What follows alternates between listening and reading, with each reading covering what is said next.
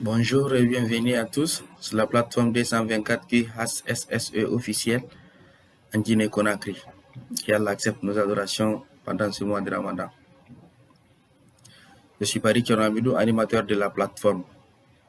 Comme du quotidien, nous faisons une réunion de sécurité en fonction de l'évolution de notre chantier et des risques les plus avérés et potentiels dans notre chantier. Aujourd'hui, nous allons parler sur les risques liés à l'accident de la circulation. Notre thème, adaptabilité des équipements de protection individuelle et collective. Donc, pour la sécurité et la santé des travailleurs dans notre pays, la Guinée en général, et dans la capitale en particulier, j'attire l'attention des autorités du pays à travers cette réunion que malgré l'existence des passerelles métalliques sur l'autoroute et sur la route Le Prince, plus précisément à Dawondi, Taneri Marché et Colombo Marché, les usagers de la route ne pratiquent pas ces ouvrages mis à disposition, mais continuent toujours à s'exposer au risque d'accidents de circulation et causent le ralentissement obligatoire des engins, d'où les embouteillages répétés à ces endroits.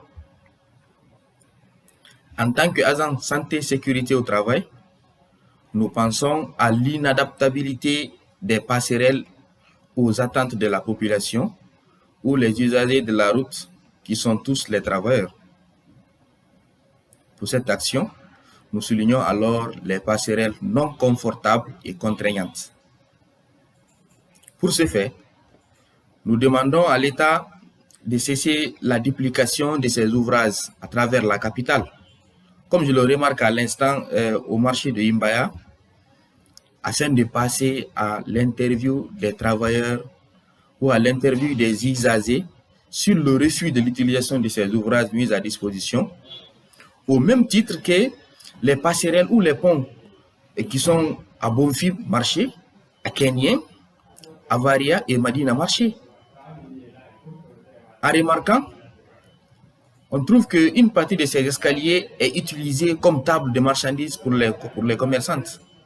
Parfois, tu as même du mal à passer dessus tellement qu'ils sont pratiqués. Pourquoi pas les autres passerelles métalliques qui sont mis à disposition?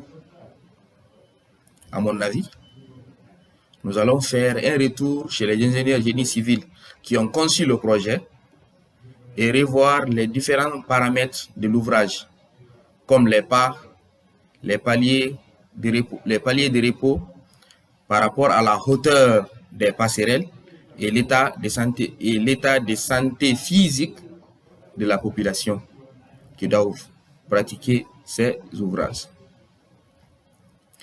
Puisque, selon notre remarque, c'est le même principe qui est admis chez les ouvriers dans un chantier. Lorsque vous voyez un travailleur enlever ses équipements de protection individuelle à tout moment dans la zone de travail, par exemple, son casque, il enlève chaque fois, à tout moment, sa paire de lunettes, sa paire de sécurité ou ses gants, il faut savoir que l'équipement n'est pas sa pointure normale, pas adapté à son corps. Soit l'équipement est trop grand ou trop petit, ou n'est pas adapté à l'activité. C'est pourquoi on dit toujours donner les équipements en fonction du risque auquel le personnel est exposé. La solution pour cette action est de l'approcher, c'est-à-dire approcher l'ouvrier, le manœuvre ou le technicien, et changer son équipement de protection individuelle afin de le maintenir en sécurité dans le chantier, au lieu de passer par une sanction qui n'aboutira à aucun résultat favorable qui fera avancer le projet. Sans oublier que nous avons un objectif de zéro accident qu'on doit atteindre, mais notre chantier aussi a une durée bien déterminée. Donc, avec une sanction continue des ouvriers, on risque de perdre notre dignité, c'est-à-dire la dignité de l'entreprise. Donc, c'est ce qu'on avait à se dire par rapport à ce sujet.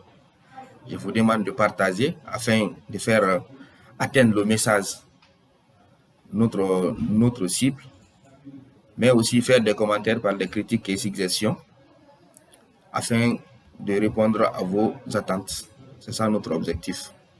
À bientôt pour une nouvelle vidéo sur un nouveau thème.